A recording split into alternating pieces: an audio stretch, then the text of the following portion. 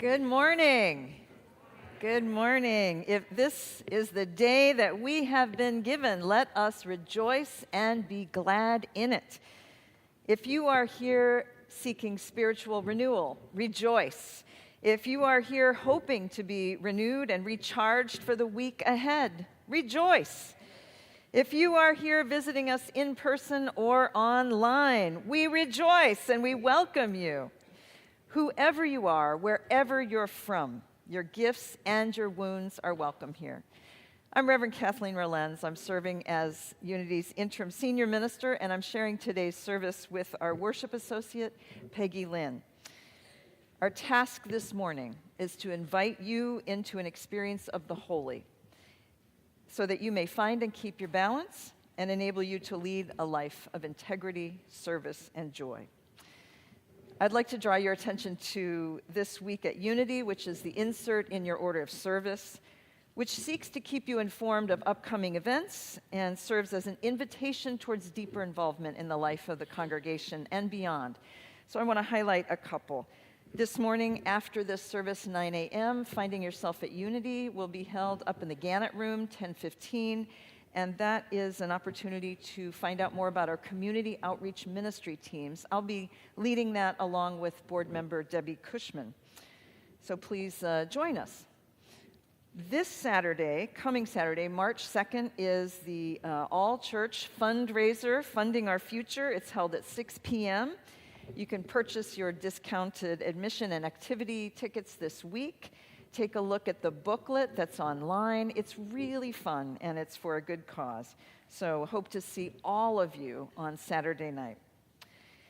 And if you have known Barbara Hubbard, our retiring executive director, and would like to write a brief testimonial for a tribute book that we're compiling, we would love to hear from you by February 27th, no later than 12:23 p.m. See, it sticks in your mind, right? Like, oh yeah, I got to get that done. So a link to the submission form can be found in the insert, or send an email to martha@unityunitarian.org, or just go online and fill out the tribute form. And finally, Unity's 35th annual youth musical, 35th. The Dreammaker premieres March 7th, so visit Parish Hall today to purchase your tickets. Yeah, woohoo! Oh, you have so many wonderful traditions here, and the youth musical is one of them. So there's a lot happening, of course. Take some time after the service to read the Finding Yourself at Unity, to go online. But for now, we just settle in, prepare ourselves for worship with the pealing of the bell.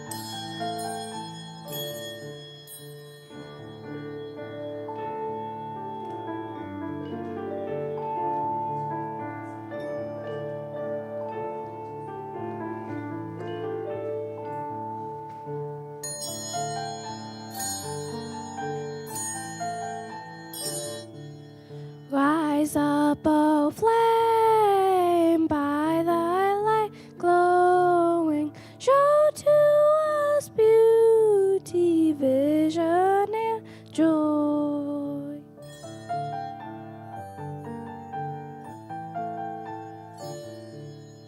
Rise up, O flame, by thy light glowing, show to us beauty, vision, and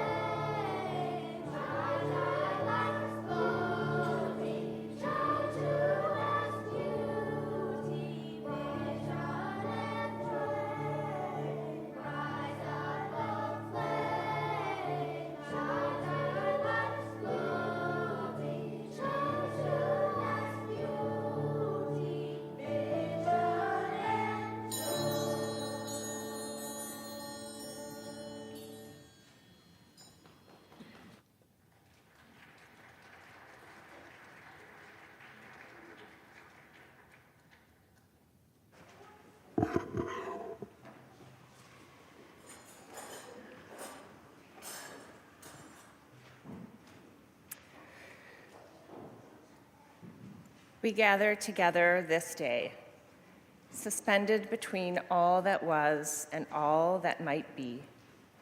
We struggle to find this very moment, to live this very moment. Let us sit together for a moment and savor this moment. Let us relish this between time where past meets future. Let us harbor a faith that reminds us that right now, right here, is enough. Please join me in speaking the words that accompany the lighting of our chalice. We light this chalice as a symbol of our faith, the light of truth, and the warmth of love. Thank you.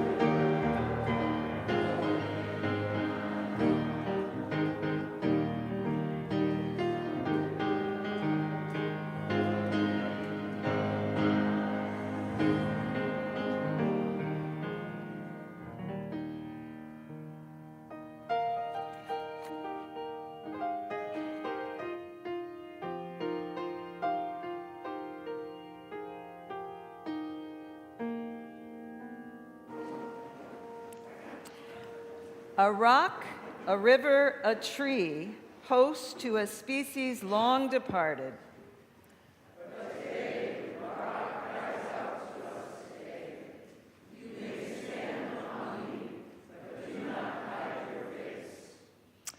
The horizon leans forward, offering you space to place new steps of change.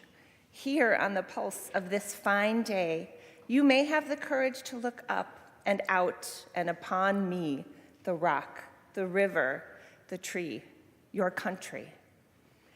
Lift up your eyes upon this day, breaking for you. Give birth again to the dream. Each new hour holds new chances for a new beginning. Do not be wedded forever to fear, yoked eternally to brutishness. Here on the pulse of this new day, may we have the grace to look up and out into your sibling's face, your country, and say simply, very simply, with hope, good morning.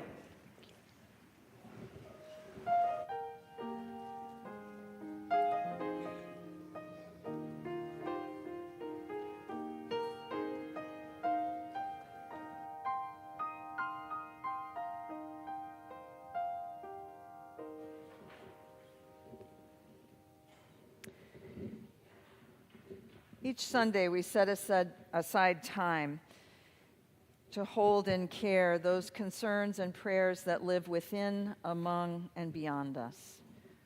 So we take a moment now to pause, to breathe together, and to pray.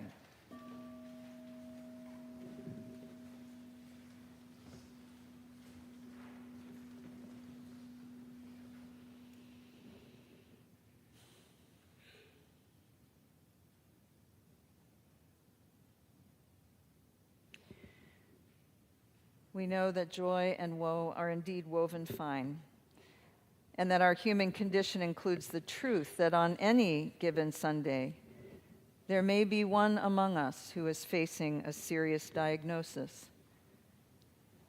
and another who is mourning the loss of a beloved. There may be one among us who is struggling with mental health, and another is trying to embody and embrace the spiritual practice of raising children. Someone among us is worried about making ends meet, and another is concerned about a loved one in prison. There may be one among us who has been wounded by or wounded others by their addiction, and one who is celebrating another day, month, year, decade of recovery. There may be one among us who is facing their final days, and we support them and their loved ones in this time of transition, a time that requires curiosity and courage and honesty. Our prayers for among this human family include Christine Butter's 16-year-old granddaughter, Isabel Marie, who on March 5th will be having her second surgery to repair a torn tendon in her hip, ending her dream of competitive gymnastics. And we're holding Vanessa Filan's mother in care as she recovers from a bad case of influenza. We ask that you keep her in your thoughts as she recovers from this serious illness. And as a congregation, we hold in care the life and legacy of Minister Emerita Jan Eller Isaacs, as we continue to grieve and to mourn and to celebrate and to remember. And just this morning, I received a letter from Glenn Thomas Rideout on behalf of First Universalist Church in Minneapolis. I want to share with you just one paragraph from this elegant letter written the day after Minister Emerita Jan Eller Isaac died. He writes, "As Jan ascends to join the ancestors, her legacy continues to radiate with vitality and significance. The steadfastness of her service, the depth of her insight, and the expansiveness of her empathy remain our guiding stars. These virtues beckon us to hold our memories of Jan and Rob close and to honor the remarkable impact they have made on our journey."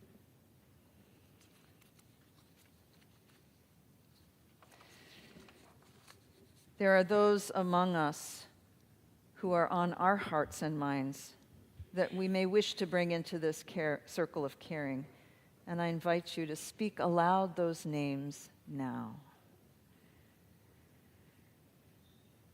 Christine, Kelly, my brothers, Greg and Michael.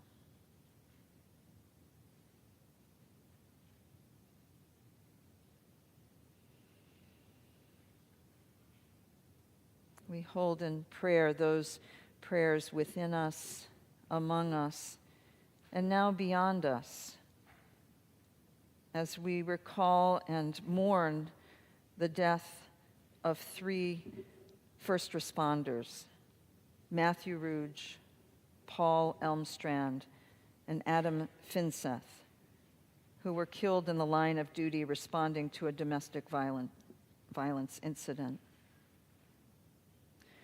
And this week we are also mourning the death of 16-year-old gender-expansive Nex Benedict, who died after enduring a year of bullying and abuse for simply trying to be who they were. And we are also mourning the death of Alexei Navalny. Our hearts are with his wife, his children, and the Russian people who have lost a leader, but not their hope to live in a country free of tyranny and repression.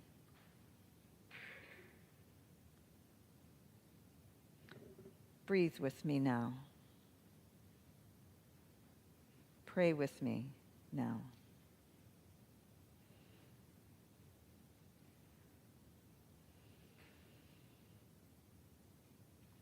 O Spirit of life, With so much in the world gone wrong, help us also to see what is right and good and beautiful. For all the ways in which our hearts are broken, may we also discover the places where they have mended.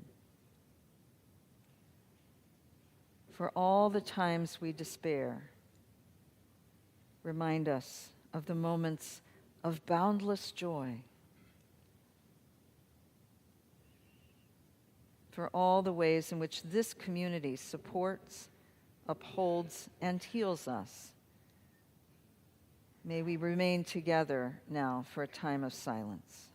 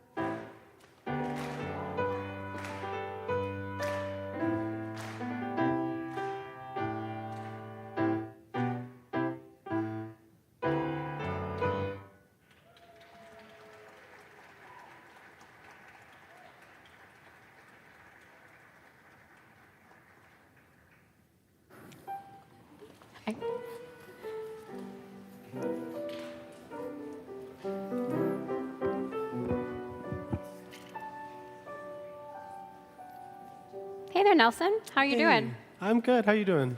Oh, I'm good. Yeah. Hey, what do you got there? Some extra Legos for the nursery. See, there was a bit of a Duplo incident recently that made me realize we could really use some more. Tell me about it. Well, actually, you might be able to help me a little bit. You seem like somebody who knows a thing or two about Legos. You know, I do. I love Legos, but I'm seeing some other folks here who might know even more than I do. Do you think we should maybe invite some of the kids up here to help us? That's a great idea. Children, come on down, have a seat. Middle schoolers, you're welcome too. I need all the Lego help I could get. Okay. All right. So, oh yes, all of these Lego experts. Amazing. Yeah. Great. Welcome. Right. So here's what happened. There were these two toddlers, about 2.5 years old. Each of them were building a Lego tower. Well, actually, one was a birthday candle, and the other was a giraffe, but you get the idea. And it came to the bottom of the bucket where there was just one left. Can you guess what happened next? Mine! Mine! No, me! I need it! Oh. Well, after the Duplo got thrown, we tried to make sure nobody got like hit with flying Duplos, right? But that was kind of it. They just chose to do other things, knowing that nobody could have the last one. But I'm still thinking about that. I don't know what I would have done if it were me, you know? Like if it was you or you and a friend, and it came to the last brick, and you both needed it, how would you decide who got it? Rock, paper, scissors? You'd give it to your buddy? You'd just give it. Yeah, you agree, Ezra? I would give it to the oldest. Oh, the oldest or to the youngest? Sure. Marvin, what do you think? I divide up the blocks to make sure if he had more blocks than you, then you get the block. Oh, so count them to make sure we had the same amount? That's a great idea. Yeah, these are all great ideas. And you Yeah. know what? This is actually making me think about a story about a really difficult choice that somebody had to make. You could just Oh, yeah? Yeah, Katrina, do you know the story? Oh, you could combine them, yeah. Hold that idea. That's a good idea. Yeah, that's a good idea. You know, Katrina, do you know the story of Frederick Douglass? I know a little bit about Frederick Douglass. I know that he was an important and influential black thought leader, that he lived and worked and wrote during and before and after the Civil War. And I know that he fought for the rights of black people to be citizens and to vote. Yeah, he did, exactly. And you know what? He actually fought for even more than that, too. Yeah? He fought for something called natural rights. And what natural rights means is that anybody who can tell right from wrong and who can do something about it, that they should be able to vote and have a say. Well, that makes sense. That sounds right. Actually, it sounds a lot like what we as UUs believe, right? That all people should have a voice and a vote about the things which concern them. Yeah, it kind of reminds me almost of our fifth principle. And you know what? At the time when Frederick Douglass was writing and thinking, you know, mostly the people in power were white men, and they were the only ones who were able to vote. So it was hard because he really believed that everybody should be able to vote. Yeah. And he worked with Susan B. Anthony and Elizabeth Cady Stanton, those famous leaders of the women's suffrage movement, and they were working together to advance both causes to make sure that all of those people, about women and black people, could all vote. But then, after the Civil War, things got messy, right? Yeah, things got a little tricky. After the Civil War, the Congress, they were thinking about passing an amendment to the Constitution. They were going to change the laws for the whole country to allow black people to have citizenship and the right to vote. But not all of the white men in power thought that was a good idea. And so they created this distracting argument where they said, I would really rather the white women of my country be able to vote. But they didn't say that because they really wanted white women to be able to vote. They said it because they didn't want black people to be able to vote.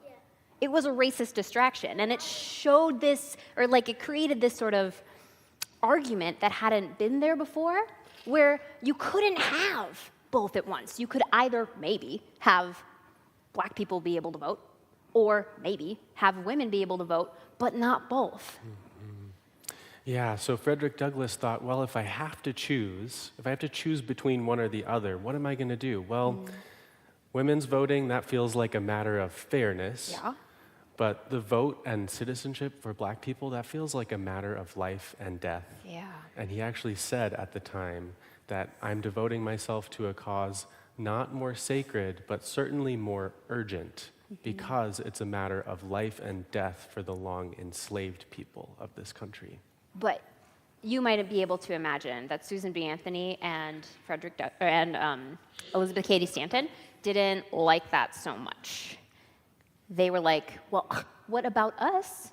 You mean even more men are going to be able to vote and make terrible decisions for women over which we have no say at all? I don't like that idea.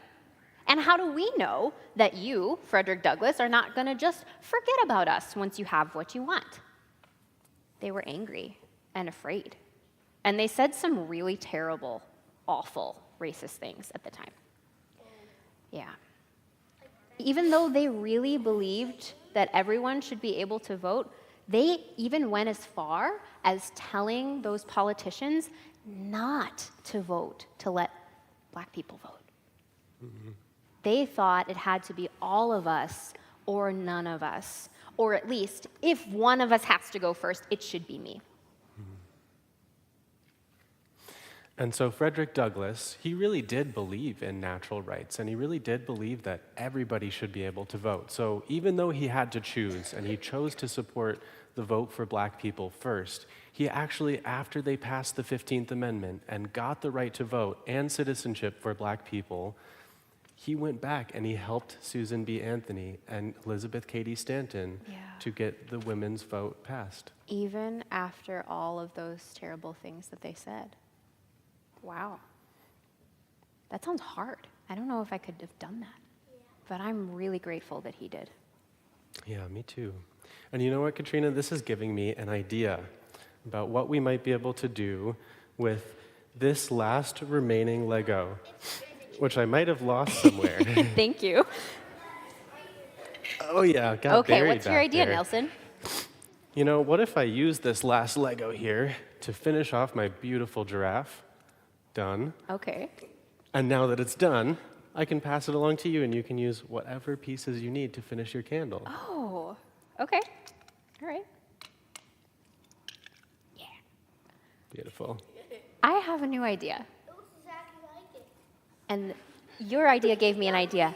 What if now that we're both done, we use all the Legos to make something new together? That sounds perfect. Yeah. To make a giraffe. Thank you for your help. I'm going to take these ideas and the Duplos back to the nursery. And you know what? It's actually time for us all to head downstairs to class. So if you would all please stand and sing us on our way down. Yeah.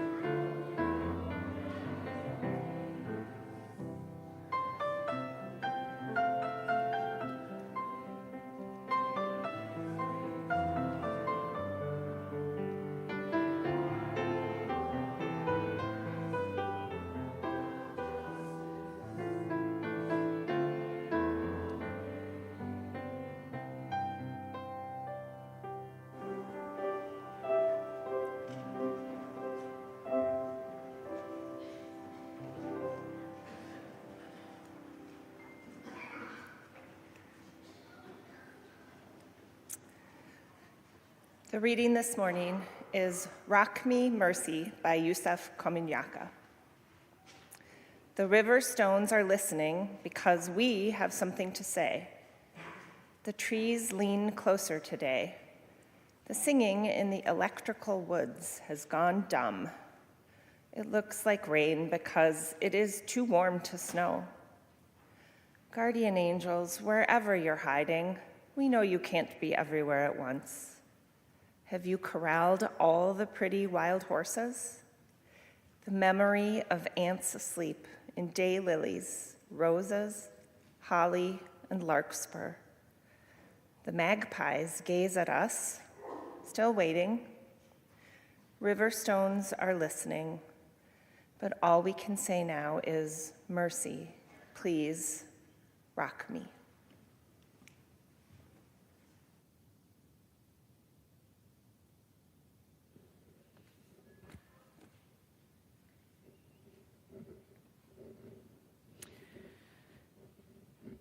What would you do if someone told you that to save your life and the lives of your children, you had to abandon your spouse? What would you do if your spouse told you, in order for our family to live, you must leave me? What if you were a family of 6 living in Gaza? This is a true story of Yumna and Celia and their 4 children. At the beginning of Hamas's attack on Israel and the Israeli government's war on Gaza, the El Said family was worried, but they still had food, water, and their home. But as the bombings increased and as more of their neighborhood was destroyed, they realized they had to leave. And during the next 61 days, the family relocated 6 times. And with each move, Yuman tried to respond to her children's increasingly disturbing questions. After the first move, Juju, their very youngest, was worried about the cat they left behind. "Will someone feed it?" she asked. "That was easy, yes," Yuma reassured her. After the second move, "Mama, I tried to call my friend and no one is answering." After the third attempt to find safety, the children asked her, "If we die, will we die together?" And Yumna didn't know how to answer that question, so she said, "You will always be safe in Mommy's arms." But after the 5th move, her children kept asking the same question. "When we die, can we die together?" "Yes," she said, "all 6 of us will die together." And strangely enough, that answer brought comfort to her children. Just when it appeared that the El Said family had run out of options, they received word that their names were on a list of those who could cross the border from Gaza into Egypt because Yumna had an Egyptian passport. Everyone was eligible except for Yuma's husband and their children's father, Celia. They could stay in Gaza and die, and likely die, or flee to Egypt, but leave him behind. The El Said family had a choice to make. Today's sermon is the second part of a sermon I offered 2 weeks ago, that one was entitled, "It's Always Something." And in that sermon, I looked at several concepts of determinism and free will. Determinism, that's the belief that we do not really have free will, but our lives are preordained. And I wondered aloud with you all back 2 weeks ago, is that true? And if not, if we do have free choices about the ultimate outcome of our lives, then what framework do we use to guide those choices? And these are both secular questions and ethical, moral, and spiritual ones. Every day, we are faced with choices, large and small, usually with fairly minor consequences. But sometimes we are faced with difficult choices with seemingly no obvious best outcome. And sometimes we don't have time to weigh all of the options. So again, what guides our ability to make choices then? Who do we look to for inspiration, advice, support? What do we do with the guilt we may carry over after making what seems in retrospect the wrong choice?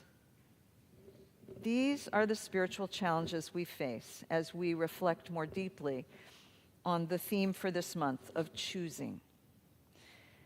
And although we may hope that we're never faced with the same dilemma as the El Sayed family, there are going to be times in our lives when we will be faced with choices that will make a big difference in how you want to live, how I want to live, how I want to die, and everything that happens in between. Yumna and Sia discussed their dilemma late at night when they thought their children were asleep. "You must leave me," Yumna's husband said. "You must take the children out of here. It's their only chance of surviving this." Yumna argued. She said, "No, you are my heart. We can't leave you." The eldest daughter, Elaine, who was listening to the argument from the other room, came to their bedroom doorway and yelled at her father, "Dad, we are not going anywhere without you." Do they stay together and possibly die in Gaza? Should Yumna and their 4 children leave for Egypt the next morning? Between a rock and a hard place. The origins of that phrase, between a rock and a hard place, not quite known. One etymology traces its beginnings to, of all places, Bisbee, Arizona, to the miners who in 1912 had to face choice between the hard conditions in the mine or the equally difficult conditions outside of the mine. Nobody really knows where it came from, but regardless of the origins, we understand it to mean having to make a choice between 2 equally difficult situations. Being caught between a rock and a hard place shows up in any number of ways for any number of us. Do I pay my back rent, or do I buy food? Do I get my prescriptions filled? Do I pay my utility bill? The extreme polarization of our politics has forced many of us to feel that we are in between a rock and a hard place. Consider, for example, the very real dilemma that families with trans and gender non-binary or gender expansive children are facing. The recent death of Nex Benedict has brought to the foreground the fears that many families of non-binary children live with every day. And the climate of fear created by oppressive anti-trans laws in some red states has caused some families to ask, do I stay in my home state, the place where my family is, where my relatives are, where my job is, where I want to raise my children? Or do I move to a state where I hope and pray my child will be accepted and safe for who they are? Or what about the situation that Kate Cox found herself in? Kate, if you might remember from the story in December, was very much wanted her baby. She was pregnant, but she was told that her fetus had a lethal fetal anomaly. And she was advised and sorrowfully accepted the fact that she needed an abortion. And she wanted to end this pregnancy with dignity and with the support of her family. But the Texas Supreme Court rejected her appeal, and she had to travel out of state to seek an abortion. Kate Cox and her family found themselves in between several rocks and hard places. The agonizing decision to terminate a wanted pregnancy, the desire to stay in Texas, and the ruling of the Texas Supreme Court that denied this life and fertility-saving procedure in favor of an ideological position. We hear such difficult stories on the news, and maybe we wonder ourselves, what would I do? How would I make such a difficult decision when there is seemingly no good outcome for these choices? Yumna and Sia decided to give up their place on the list of refugees who could be admitted to Egypt and to stay in Gaza together as a family with their 4 children. But after yet another relocation, they began to run out of food and water. The children were constantly hungry. Their cell phones didn't work. They had no internet to stay in touch with families or friends. And they realized if they stayed in Gaza, they could face extermination from bombs or die from hunger and disease. And they began to wonder if they had made the wrong choice. When you are between a rock and a hard place, you are probably not going to remember the details of that course in ethics that you might have taken in college. We rarely analyze our decisions according to different theories of ethics. However, ethics is a discipline that describes the reasons real people use to make difficult decisions. And you may think that you made an emotional decision, that it was your gut that told you what to choose. But even without that, you can dig a little deeper and understand what ethical philosophy framed your decision. So let's step back for a moment from the deep emotions that the El Said family were feeling and take a short excursion into 3 different approaches to ethical decision making. And maybe you'll recognize which one or ones, if any, you might have used when you found yourself stuck between a rock and a hard place. The first is called consequentialist ethics. And stated most simply, it means of all the things a person might do at a given moment, the morally right action is the one with the best overall consequences. Now, there's another version of that called utilitarianism, which means that the best moral choice is the one that maximizes the greatest good for the greatest number of people. So consequentialism can lead us down some pretty deep rabbit holes, though. I mean, how can we know which choice will have the best overall consequences? And which choice contributes to the greatest good for which people? My family? My country? All people? For the El Said family, taking the choice which meant that every member of their family, except for their father, could leave Gaza for the safety of Egypt seems like a logical, consequentialist choice. The greatest good for the greatest number of family members. But it was not a choice that they could make. Now, in politics, we often see battles being fought over principles or values that different political parties represent. And if and when they are able to compromise on a piece of legislation, it often looks like nobody really won. What did win was a consequentialist approach to ethical decision-making. The bill that could get the most votes was ultimately a bill that contained the greatest good that could be negotiated for the greatest number, or at least that's the thinking. In our story today that you heard about the difficult struggle about whether the political movement to obtain full suffrage, that is, voting rights for both African Americans and all women, had to be linked. And the suffragists split apart into 2 groups, not because they disagreed on the intrinsic value of black people or women as citizens entitled to vote, but because they disagreed strategically on which approach would result in the greatest good for both over time. Between a rock and a hard place.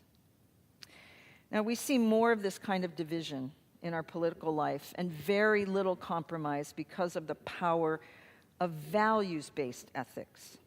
And that's the second one. To state it once again very simply, people who make decisions rooted in values ethics believe that certain doctrines, virtues, or values are of the greatest good for everyone. And what they want is for everyone to embrace those doctrines, virtues, and values. I mean, liberals do this too. Liberals and progressives do this too. But at its most extreme, this is the battle being fought in our culture right now with the Christian nationalist movement. The Supreme Court justice in Alabama who quotes Christian doctrine to justify the designation of embryos as persons is using values ethics. In Oklahoma, this past August, Governor Stitt signed a Women's Bill of Rights, which, among its many prohibitions, required public school students to use bathrooms that match the sex listed on their birth certificates. And those who advocate for their values believe they are protecting the greater good within their cultural and ideological framework. And yet, I must point out the consequences of this directive has created an environment in which a young, gender-expansive teen was bullied and dies after a fight in a high school restroom in Oklahoma. So, when faced with tough choices, what do Unitarian Universalists do? Well, many instinctively turn away from either consequentialist or even values ethics to a third approach that seeks to consider both of these, but also looks at the particular circumstances of the moment. And that third approach is called situational ethics. Situational ethics evaluates actions based on their situational context and rejects both moral absolutes or rational calculations about the greatest good. It teaches that certain types of actions don't have an inherent moral value. Whether good or bad depends on the result. So situational ethics is sensitive to variety and complexity, one of our favorite words here at Unity Church. It uses principles to illuminate the situation, but not to direct the action. The emphasis is on moral action because you cannot know before the situation arises what you're going to do. All you can do is make an individual assessment. So, when faced with a moral dilemma, a situational ethicist might ask, what is the most loving thing I can do in this circumstance right now? Ultimately, I think that's what guided the El Said family in the choice they made to stay. The parents with their children chose the family's love at the risk of death. But they got a second chance. When Yumna's father in Egypt realized how dire his family's situation had become, he was able to arrange for them to get on the list again to get across the border into Egypt. There would be no third chance. The family had less than 24 hours to decide again whether they would stay in Gaza or travel to the border with the hopes of crossing as a family. But this time, Yumna convinced her husband to travel with them to the Egyptian border and plead their case. And when they arrived, the Palestinian guards told them that Yumna and her children could cross because they had Egyptian passports, but Sila could not. Even if I let you through, one of the guards told her, Egypt would just send him right back. Well then, she said, let Egypt be responsible for him, not you. He is their children's father. They need him. I need him. For some inexplicable reason, the guard was persuaded and let them cross into Egypt. And the family waited and wondered, would they all be allowed to stay? Or would Sila be forced to return to Gaza? How can we know what the most loving thing to do is in any situation? It's not a perfect question, as sometimes our understanding of what loving is may be skewed by our own biases and projections. In the most difficult ethical life or death decisions, the question becomes very hard. Do I request that my loved one be removed from a ventilator? Or do I continue to hope for recovery? Do I continue to stay in this marriage for the sake of the children? Or would divorce liberate us from this harmful home life? Don't leave this service today believing that trying to live a life with situational ethics is the easiest choice. Last Sunday, Reverend Lara's sermon highlighted the proposed changes to a foundational affirmation of the Unitarian Universalist Association, the principles and sources of our faith. And this June, the delegates to the General Assembly will vote on whether or not they want to accept a revised group of principles that places love at the center. And this is not unlike asking ourselves, what is the most loving thing I can do? In Reverend Lara's sermon, she quoted the UUA president, Sophia Bettencourt, who said, "This is a love that surpasses the confines of simple definition, a love that will live into its own fullness long after we're gone, a love that sets us free. By this, we are choosing to live one's life guided by what love asks of us." The El Said family had made a choice to stay together no matter what. And their decision can't be interpreted as the right choice or the only choice, but it was one based on the question, what is the most loving thing we can do as a family right now? So many stories from Gaza do not have a happy ending, but this one does. After waiting for 8 hours on the Egyptian side of the border, the family was inexplicably waved through the holding area together. And they all made it to Yumna's family's home in Egypt. They were, for now, safe and fed, and most importantly, together. There are so many hard places in our world. Even if we live in comfort and security, even if we have clothes to wear, food to eat, cars to drive, bikes to ride, even if we don't fear the bombing of our homes or the starvation of our children, there will be times between a rock and a hard place in all of our lives. But I have more good news about that. Consequential ethics, values ethics, situational ethics are not political parties that you join. Like Unitarian Universalism, ethical decision-making is non-creedal.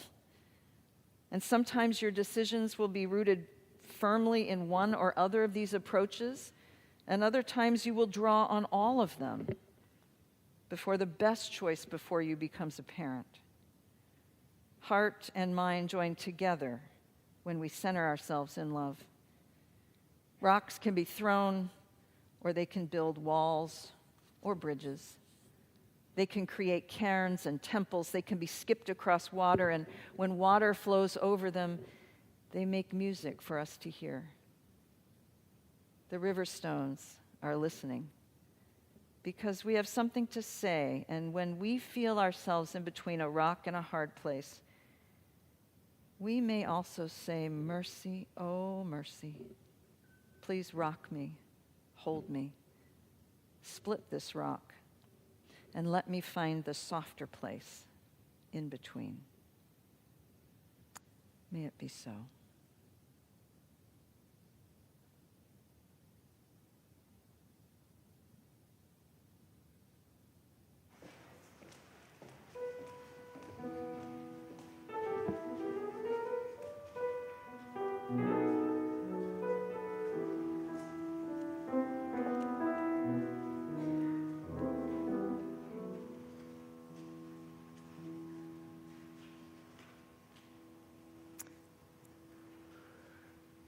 Unity Church is framed by statements of conscience, known as its end statements. One of these is, generously give and openly receive compassionate care in times of joy, sorrow, and transition.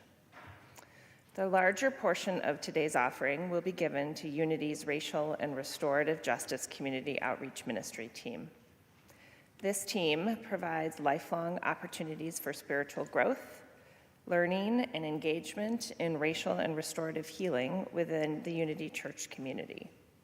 This collection will support the team's community advocacy in response to the endemic injustice and oppression within contemporary society. Will the ushers please come forward?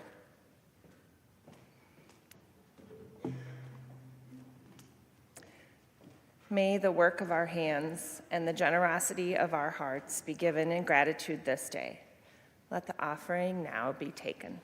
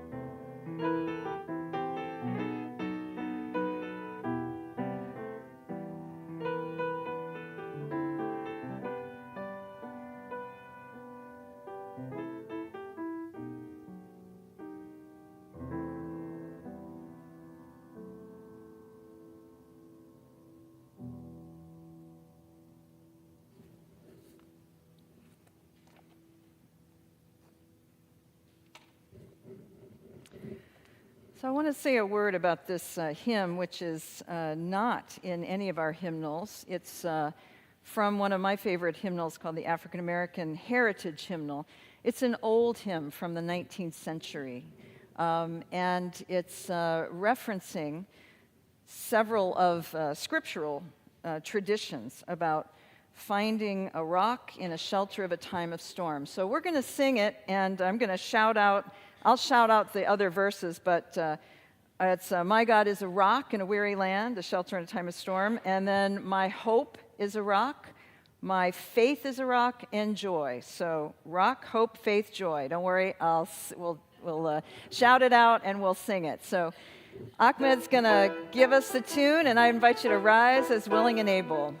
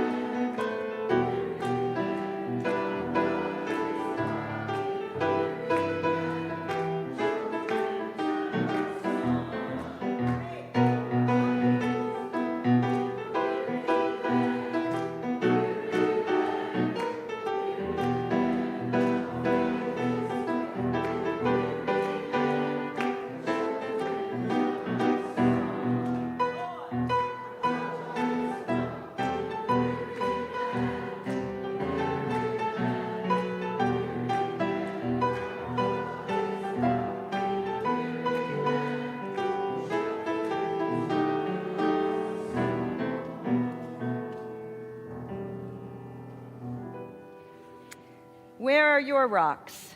Where are your shelters in times of storm? When you are faced with those challenging decisions, being in between a rock and a hard place, remember your faith, remember your hope, remember your joy, and remember this community to provide a shelter in a time of storm. Let's extinguish the chalice together with these words. We extinguish this flame, but not the light of truth, the warmth of community, and the fire of commitment. These we carry with us, hearts, until we are together again. May it be so, and amen.